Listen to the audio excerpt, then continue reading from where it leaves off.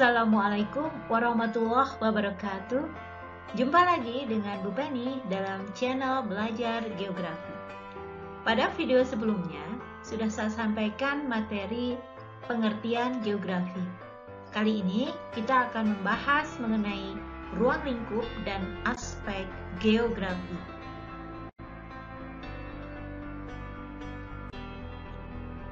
Ruang lingkup geografi sangat luas. Karena seperti kita ingat, objek material dari studi geografi itu juga sangat luas, sangat beragam. Nah, makanya untuk memahami persoalan-persoalan yang begitu banyak itu, kita harus menggunakan jalan berpikir yang tepat. Nah, di sini sebagaimana ilmu yang lain, geografi akan menggunakan kerangka berpikir yaitu pertanyaan 5W1H. Namun demikian, geografi memiliki karakter yang khusus sehingga urutan dalam 5W1H di geografi mungkin akan berbeda dengan ilmu yang lain. Kita mulai pertanyaan dengan what atau apa. Jadi ini adalah apa yang terjadi, misalnya peristiwa tanah longsor, gunung meletus, atau peristiwa urbanisasi dan seterusnya. Nah, ciri khas dari geografi, what ini akan diikuti dengan where atau di mana. Ingat, geografi merupakan ilmu yang titik pokok utamanya, ciri khasnya adalah keruangan. Maka where di sini menduduki tempat yang penting di dalam geografi. Jadi, setelah kita tahu ada peristiwa tanah longsor, maka pertanyaan berikutnya di mana? Baru setelah itu kita akan bertanya kapan.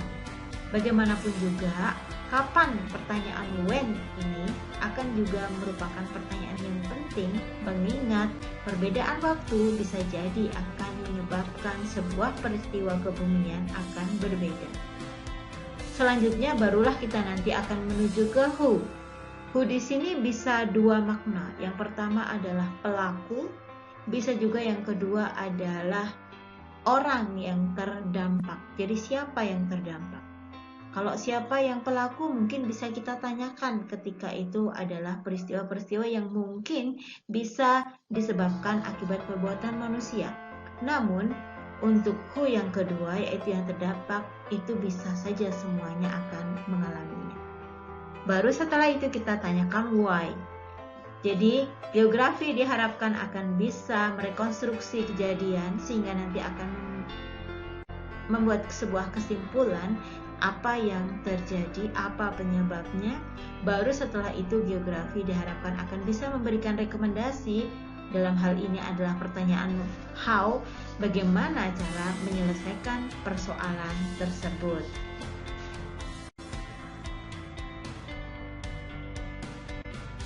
Nah, sekarang kita bahas bagaimana sih ruang lingkup geografi itu. Sebenarnya ada banyak versi mengenai ruang lingkup geografi itu apa saja. Namun di sini saya menggunakan salah satu versi saja, yaitu yang membagi lingkup geografi menjadi 4. Lingkup yang pertama adalah geografi fisik, di mana di sini nanti akan membahas mengenai batuan, mengenai udara, air, dan juga flora dan fauna. Sedangkan yang kedua adalah lingkup geografi manusia, di mana di sini yang dibahas adalah pertumbuhan manusia, bagaimana manusia beraktivitas, bagaimana manusia mendayagunakan alam sekitar, dan seterusnya. Kemudian yang ketiga adalah geografi regional. Nah, tekanan dalam geografi regional ini adalah wilayah. Jadi di sini nanti akan mengintegrasikan geografi fisik dan geografi manusia itu sendiri.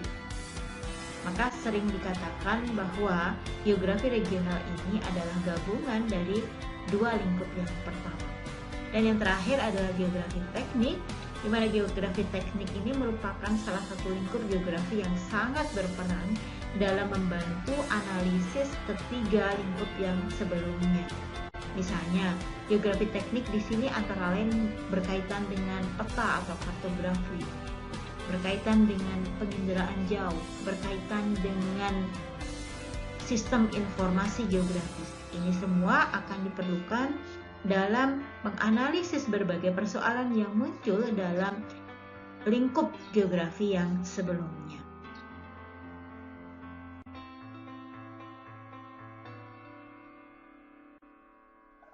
Nah, di sini ada yang dinamakan sebagai struktur geografi yang dikembangkan oleh Peter Haggett. Menurut beliau, geografi ini strukturnya bisa kita tinjau dari dua sudut pandang, yaitu ada geografi ortodok, ada geografi yang terintegrasi atau terpadu. Nah, menurut geografi ortodok, geografi ini bisa kita bagi menjadi 4, yaitu ada filsafat geografi. Jadi ini hal-hal yang fundamental dalam geografi yang bersifat pemikiran-pemikiran awal. Kemudian ada geografi sistematis, di mana geografi sistematis itu nanti akan dibagi menjadi 2, yaitu geografi fisik dan geografi manusia. Kemudian ada yang dinamakan sebagai geografi regional. Nah, ini yang berdasarkan pada zona ataupun berdasarkan pada budaya. Dan yang terakhir adalah geografi teknik. Ini yang seperti saya jelaskan tadi dalam ruang lingkup geografi. Kemudian yang struktur geografi terintegrasi atau geografi terpadu ini bisa dibagi menjadi 3.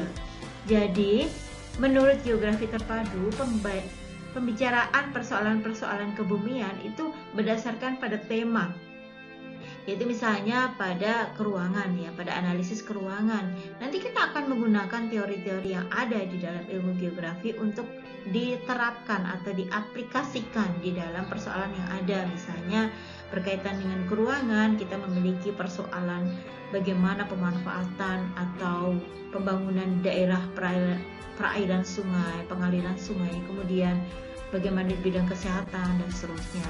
Kemudian juga bidang ekologi, pembahasan analisis ekologi, misalnya bagaimana kita akan mengupayakan pencegahan kebakaran hutan dan seterusnya. Kemudian yang ketiga misalnya berkaitan dengan analisis wilayah, bagaimana kita akan mengembangkan wilayah menjadi lebih tertata, tata ruang dan seterusnya. Inilah yang dinamakan sebagai geografi yang terpadu.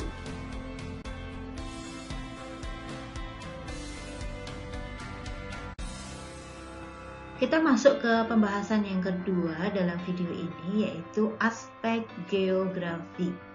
Aspek geografi kita bagi menjadi 2, yaitu yang pertama adalah aspek keadaan alam atau aspek fisik, atau kita katakan sebagai the realm of nature. Kemudian yang kedua adalah aspek keadaan manusia atau realm of human.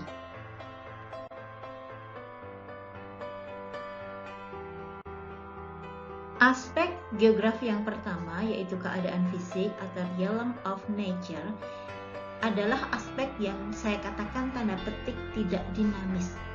Tidak dinamis di sini bukan berarti statis atau stagnan, sama sekali tidak berubah. Tetap berubah, namun kecepatan perubahannya tidak secepat jika itu merupakan keadaan manusia. Nah, aspek keadaan fisik atau realm of nature ini kita bisa lihat cakupannya. Jadi dalam lingkungan alam kita melihat ada 3 hal yang penting. Yang pertama adalah kekuatan. Apa saja yang masuk dalam kekuatan yang ada di alam ini? Misalnya revolusi bumi, ada rotasi bumi, ada gravitasi bumi. Itu semuanya merupakan kekuatan yang ada di alam ini yang akan mempengaruhi berbagai peristiwa-peristiwa alam yang berikutnya. Kemudian yang kedua adalah proses. Proses ini meliputi misalnya proses erosi, proses sedimentasi, proses vulkanisme, proses mass bursting dan seterusnya. Dan yang ketiga adalah unsur fisik, topologi, dan biotik. Ketiganya saya jelaskan sebagai berikut. Yang pertama unsur fisik itu meliputi misalnya iklimnya, airnya, kemudian tanahnya, jenisnya seperti apa. Nah, itu merupakan unsur fisik. Sedangkan topologi ini berkaitan dengan luasnya, letaknya di mana, kemudian bentuknya seperti apa. Ini merupakan yang berkaitan dengan topologi. Dan yang terakhir, biotik ini berkaitan dengan floranya, faunanya apa, dan organisme manusia. Namun di sini manusia di sini bukan berarti manusia sebagai makhluk sosial, namun manusia di sini adalah manusia dalam wujudnya secara fisik. Jadi kita akan lihat dari jumlahnya, kemudian bagaimana tenaganya digunakan dalam upaya mengelola permukaan bumi ini.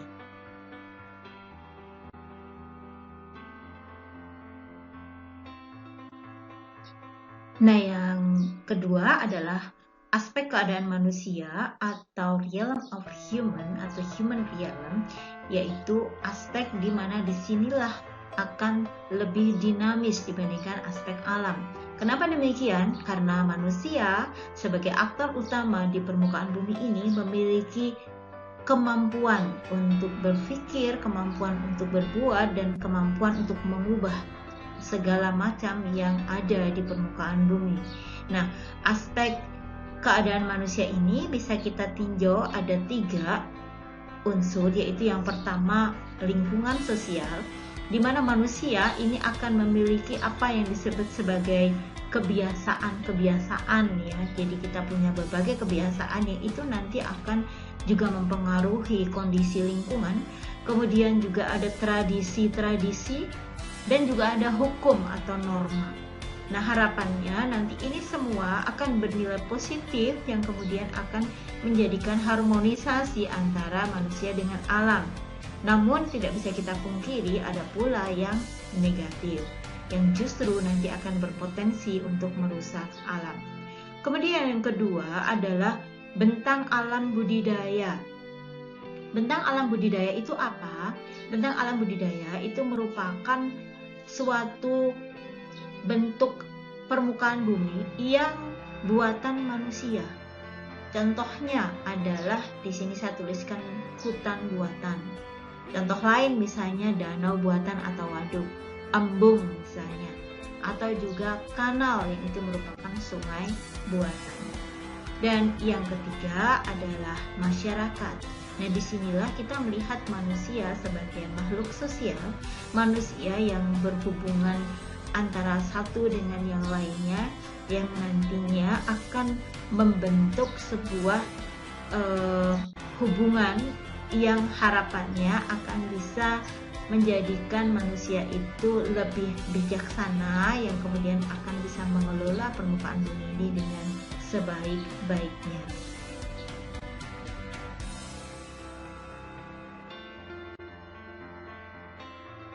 Demikianlah pembahasan mengenai ruang, lingkup, dan aspek geografi.